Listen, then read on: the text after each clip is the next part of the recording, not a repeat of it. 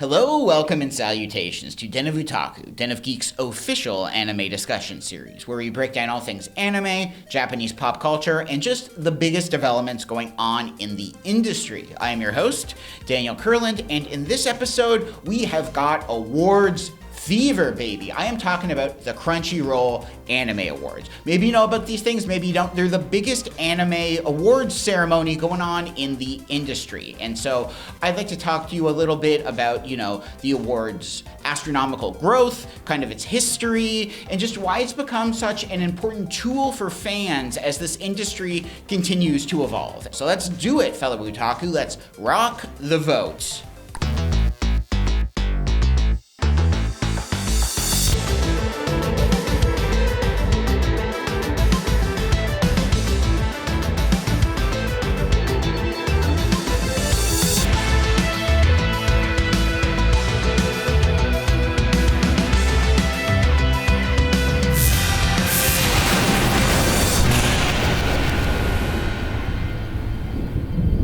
Crunchyroll is a huge name in the anime industry. They've done so much, not just for anime, but also just fandom in general, which I think is really important to consider here.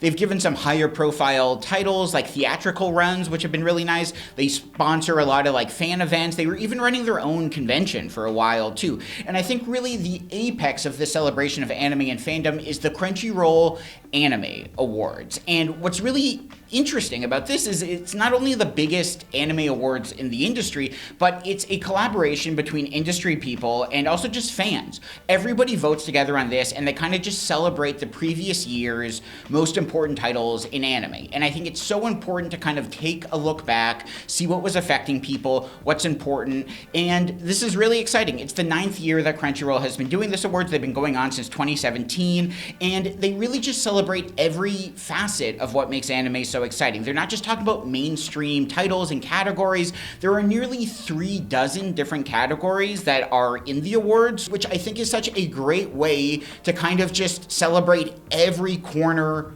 of anime. You're not just getting the most mainstream things, you're getting the tiny people in the crew that deserve attention, and maybe you don't know their names. Maybe you don't know who did the art direction on Free Ren Beyond Journey's End, But this award ceremony helps celebrate all of that, It doesn't just celebrate anime, it celebrates every single person on these shows that makes them successful in the first place. And I think that's such a beautiful way to not just consume anime, but to celebrate the medium and just unite the fandom in a way that is really what Crunchyroll is all about, what they've been trying to do for years now and have almost accomplished for a decade with these awards.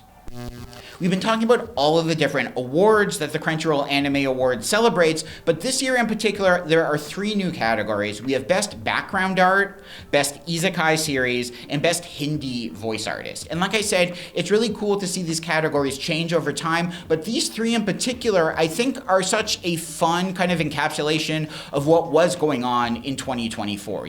Best Isekai seems pretty clear-cut here. Isekai series have only become more popular over the past decade, and it's long overdue for this kind of genre to get celebrated at the Anime Awards. 2024 was a great year for isekai, so it's not like there are just a few titles to pick through here. And whether this is just in the awards this year, whether it becomes a permanent category, I think it's really kind of nice to see isekai being celebrated. Even just in this year alone, Dragon Ball Daima is like Dragon Ball, but done as isekai. We have Suicide Squad isekai, which is like DC characters, but done as isekai. And so it was such an exciting year for that genre. It's really cool that Crunchyroll celebrates that.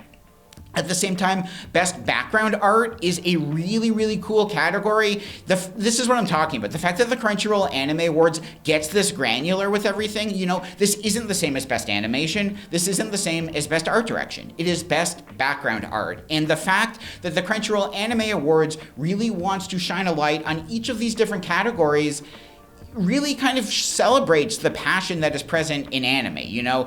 This isn't just something that they're highlighting, but fans have opinions on this. Fans have a favorite background art for anime, and they want that to come to the forefront. So I do really think it's cool that the Crunchyroll Anime Awards do celebrate these different pockets of anime and things that you wouldn't have necessarily thought. We have things like the Academy Awards that are still struggling to celebrate things like stunts and stuff like that. The Crunchyroll Anime Awards aren't the same thing as the Academy Awards, but I do think it's really cool that we are seeing smaller categories, quote unquote smaller categories, getting celebrated, that there is love for everything here. And to kind of just carry that point home, the final new category they've added, Best Hindi Voice Artist, is again just a testament to what is going on with Crunchyroll. When people think of dubs, I mean, there is a very centrist perspective that is like a dub is an English dub. And Crunchyroll has been very careful to break that stigma. They have dubs in all different languages. They really do a good job to make anime as accessible as possible. So we have different categories that celebrate different types of voice actors from different areas, but the fact that there has now been enough Hindi voice actors on Crunchyroll that we can celebrate that as an own category is really beautiful. I think over the past decade, we've really seen a push towards more inclusivity, to really have proper representation in anime, to have that spill over into the voice acting itself. And the fact that we can now have a wide stable of not just Hindi voice artists, but also celebrating them, giving them award, and that the fans are informed enough to be able to vote on this category is so, so cool. That's the coolest thing possible. If the Anime Awards can put a spotlight on people that normally don't get love, even if it's just for a night, I think that's so, so cool.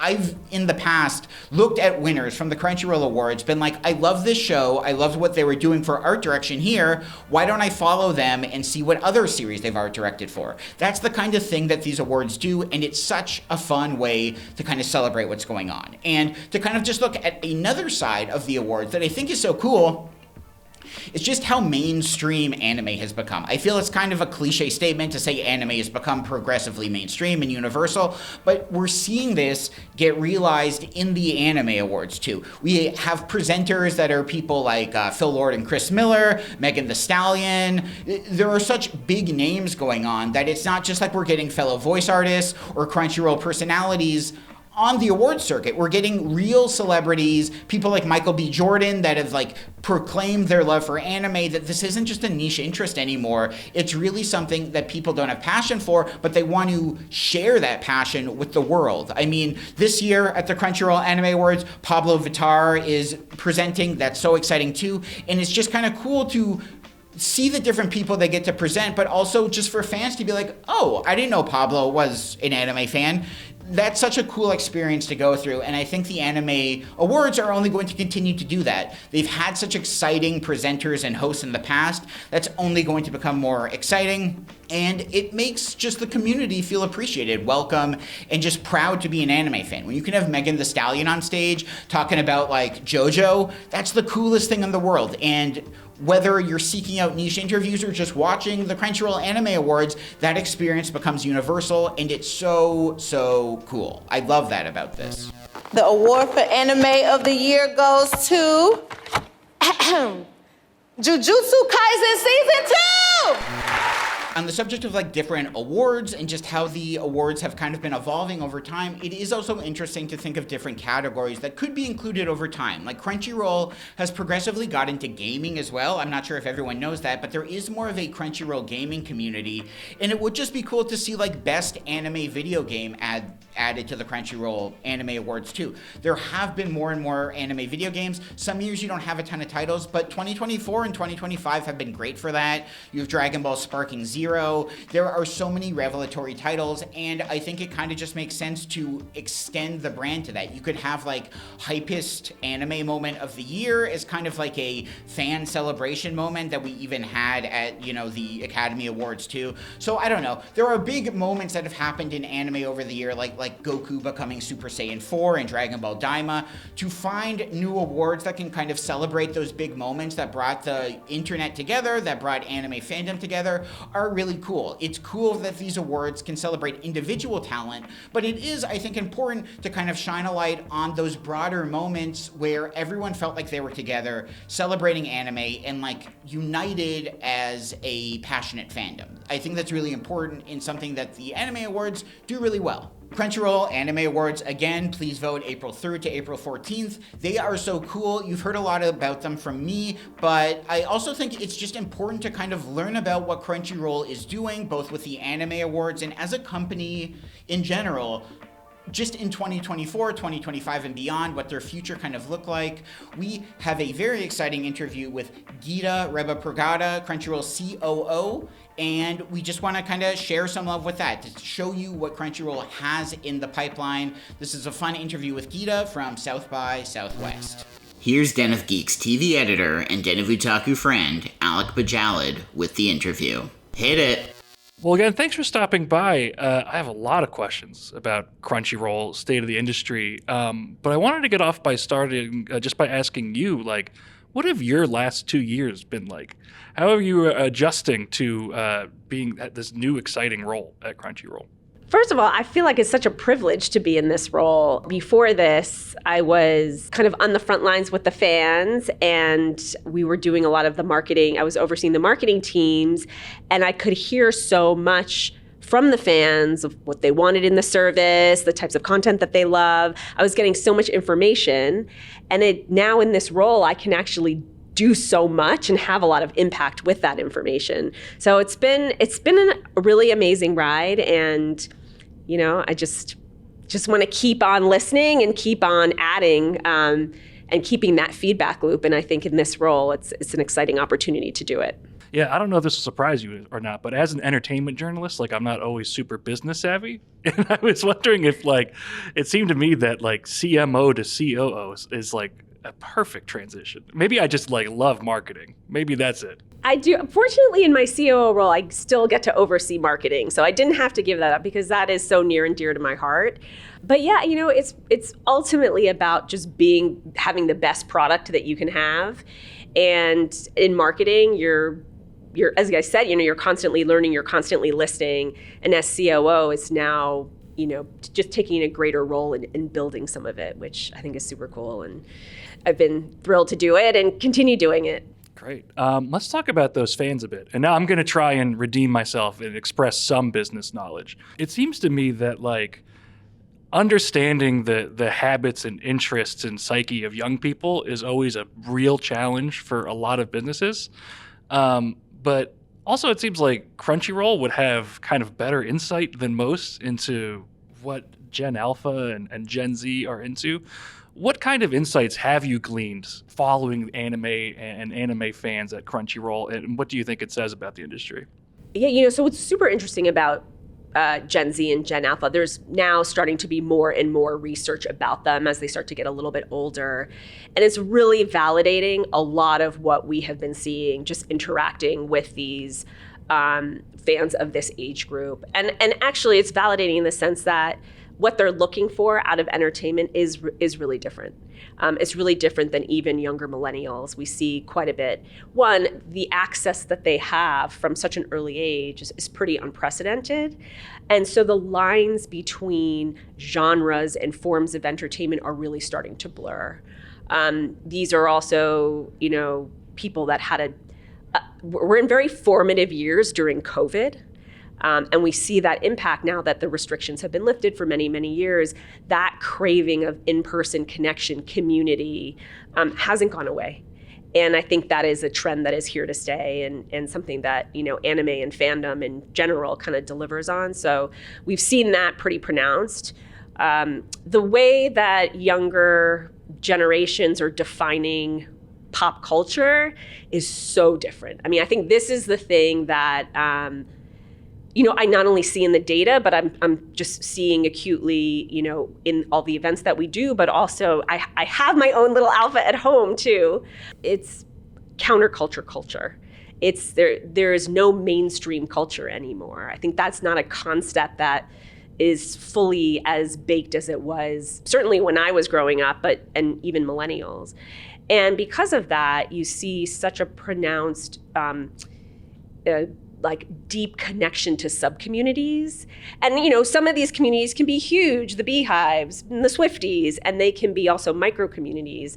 And people, the way they're finding out about information and getting, and discovery and trying new things are all through these kind of micro-communities. And that's what I love about anime too, and especially at Crunchyroll, where anime is our whole world. So anime is not a community to us.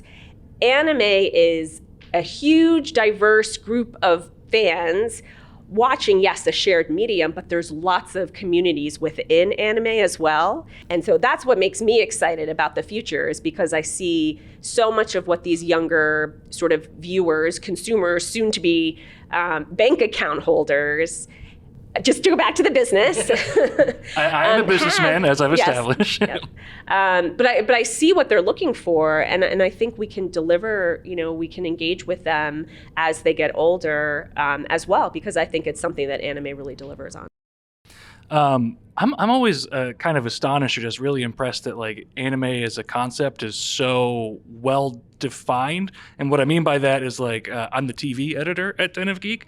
And I feel like my title has been completely inadequate since like the launch of Netflix in 20 whatever. I feel like a lot of kids just know television as like Netflix or whatever, but like anime really has kind of this sticking point. I think because it's such a distinct art form. I mean, you watch it a couple of times and you kind of start to really notice the subtleties. The way the drawing, which is a lot of anime is still hand drawn. So there is like a really precious, authentic nature to the actual designs. And also the stories are very unique. The pacing is very unique.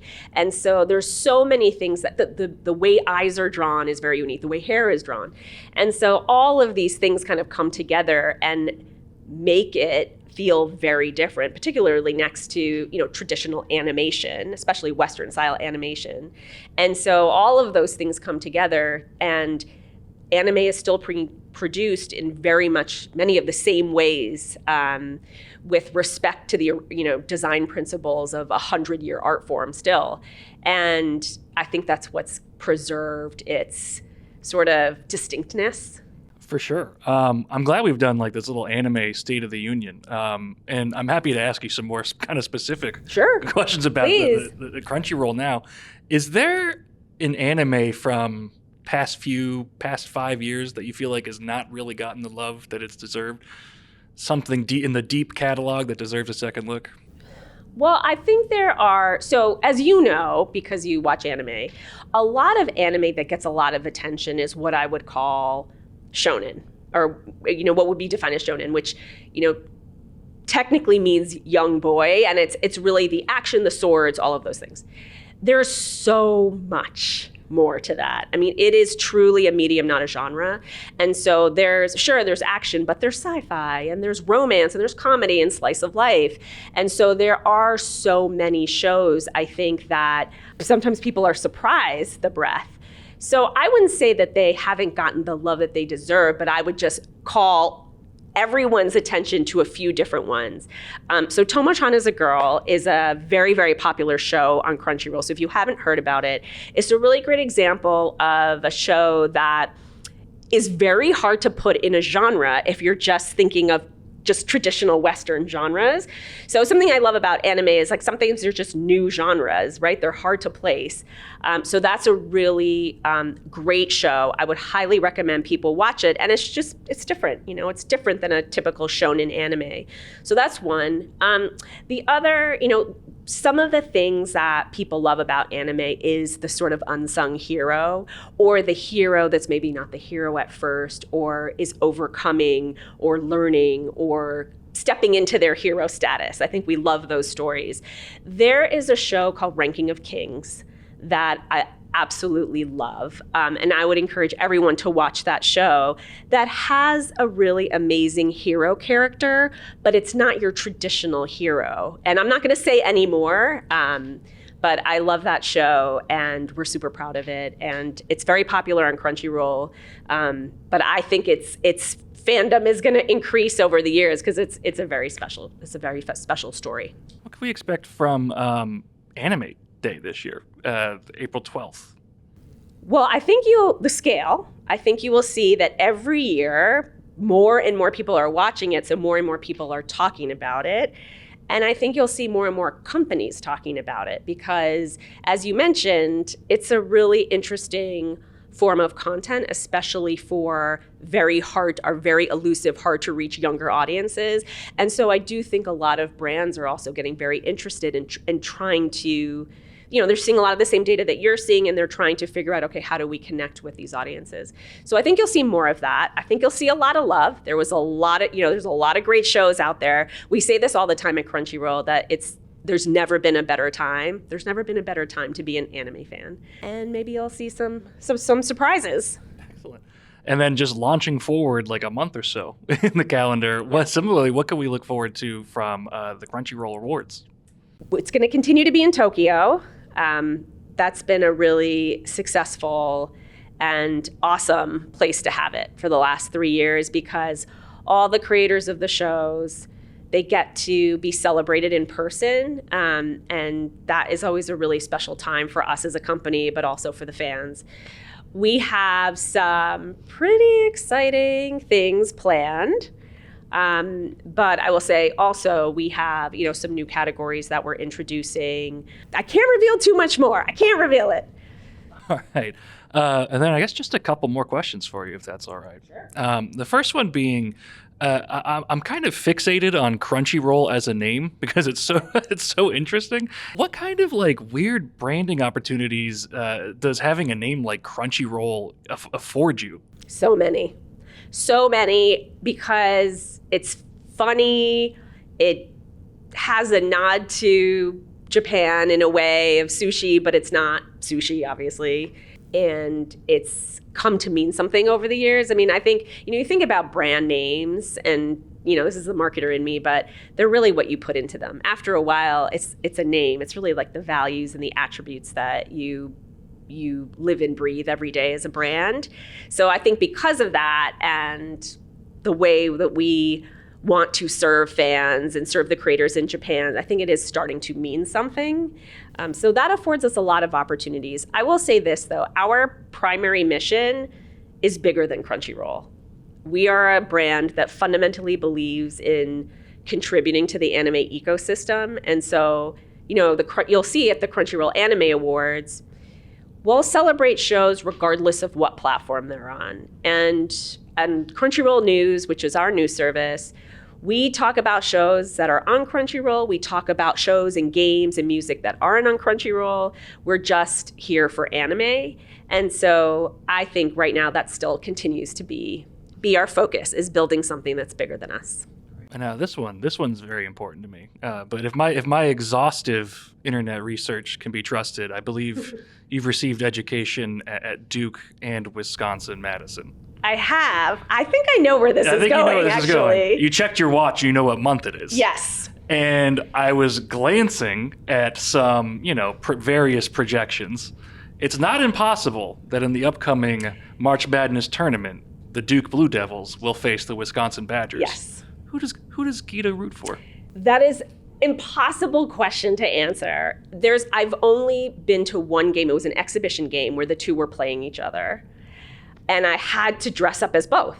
It's like choosing between parents. So I put on both, and I got booed by every single person in the stadium, because it doesn't matter that you have your, one of the schools. That would make me angrier. I think it was not a good move, honestly. I will root for both.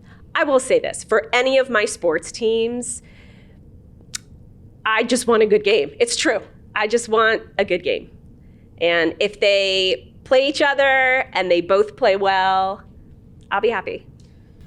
Man, I hope they play each other. You're going to get booed so hard again. I know. You're going to get booed so hard. It's hard when you do the bracket, too, because then then you actually have to make the choice. Yeah. Well, hopefully you publish that bracket. I'll let you know. Great. That's about all we have time for. Is there anything else that you want to add about Crunchyroll's future or presence and just the nature of the anime industry in general? No, I mean, I do want to plug a show on our service because it's such a good show, which is Solo Leveling right now. That is a show that is based on a story from Korea. And it is one of the most popular shows on our service, and it's in season 2 right now. So I would say, please check that out. It's been a joy to watch, and it's had some just amazing episodes with amazing action and everything that you would love in a shonen anime. I think you're going to get in that show. And then I just, keep your feedback coming. We listen to it. We really do. I mean, we have our biggest team at the company, in the marketing team, is looking and managing and listening to all of our communities. And we'd love to hear from you, and we'd love to hear what you're watching. We'll take all the feedback, the positive, the constructive, all of it. And thanks for being so engaged with us. Perfect. Well, thank you. This lovely to speak with you. Likewise. That was Gita Rebbapragada, and you're going to be rooting for Blue Devils and Badgers. I will. All right. Bye, everybody. Bye. Thank you.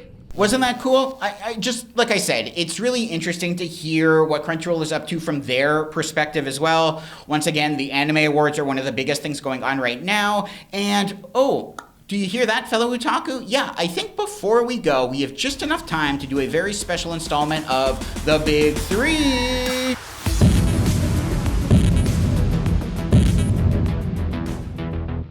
Okay, fellow otaku, Big Three time. What is the Big Three? Well, for those of you who do not know, the Big Three is our dedicated odds and ends segment. There's just so much anime out there, it is impossible to stay on top of everything. I can't see everything, you can't see everything. This is just our way to kind of shine a light on some shows that deserve love, whether they're old or new. And because we are going all in on the Crunchyroll Anime Awards, I thought I would talk about 3 shows that were all nominated for 2024's Best Anime Series at the Crunchyroll Anime Awards. You probably know these shows because they are the best of the best, but if not, this is a good time to check out what were some of 2024's most influential, exciting programs. So the first of these shows is Vinland Saga Season 2. Vinland Saga is such an interesting anime. I do feel like it kind of slipped through the cracks between Season 1 and Season 2.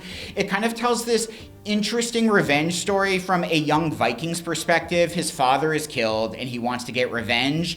He goes through this really fascinating character development where you don't quite know if he wants to get revenge, if he's becoming more pacifistic in nature and kind of resenting the violence that's taken over his life. Season 2 is a really reflective, interesting change of pace. It makes him a slave at a Danish farm, and he kind of has to repress who he is and hide his identity in order to figure out how he can get what he wants in life. Season 1 of Vinland Saga, very violent, very action heavy. Season 2, a lot more contemplative. And I don't know, some people didn't necessarily like it as much. I really like how it deepened Thorfinn's character and just what else is going on there. It made the show seem a whole lot more complete to me. It's kind of like what's going on in the final seasons of Attack on Titan when you get to recontextualize your protagonist and learn that they're maybe not as, a good a guy at the end of the day too. So Vinland Saga Season 2. Yeah.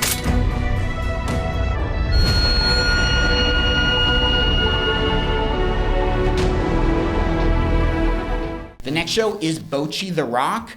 Bocchi the Rock is just adorable top to bottom. It is about a shy girl who kind of comes out of her shell and learns how to express herself once she becomes a part of a girl band. And there's been such an exciting trend of anime series that are about the community of music, how music can really help people come out of their shell, especially one that's with a group all of girl performers. Bocchi the Rock is cut from the same cloth there, but it is just so affable, so effortless. You fall in love with these characters. Bocchi is one of the most entertaining protagonists to come along in the past decade. People love this character, and it's just bliss to watch the show, to have fun. You really get some sad melodrama, but it's also just really fun and inspirational too. I loved Bocchi the Rock. It didn't win Best Anime at the 2024 Crunchy Anime Awards, but it's absolutely still worth your time.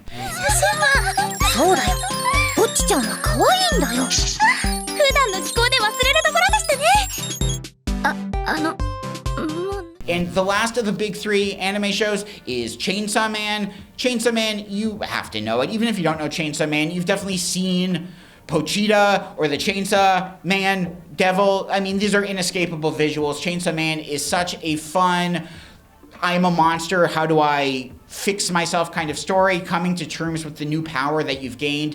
Denji is such a fun protagonist. The action is out of this world. The villains are out of this world. If you're reading the manga, it has gone to such insane places. I think now is the best time to check out Chainsaw Man because the movie is coming out, the Reze Arc movie.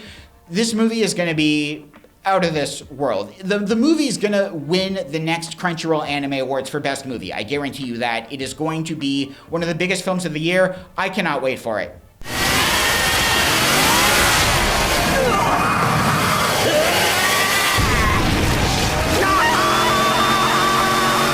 So, once again, for our very special Crunchyroll Anime Awards Big 3, we have Vinland Saga Season 2, we have Bocchi the Rock, and we have Chainsaw Man. And of course, Jujutsu Kaisen Season 2, that's what won the award last year. If you haven't watched Jujutsu Kaisen Season 2, check that out too. Throw that onto your queue because it's not going to hurt. We would like to once again thank you for going on this journey with us. Please vote in the Crunchyroll Anime Awards from April 3rd to April 14th. You can vote, you can have your voice heard, you can make anime history, and please watch the awards when they're streamed May 25th, live from the ceremony in Tokyo. This year is going to be out of this world, but you can be a part of it. You can help put your claim on the year's best anime. So thank you, fellow otaku. Vote fellow otaku, and we'll see you later, Space Cowboys.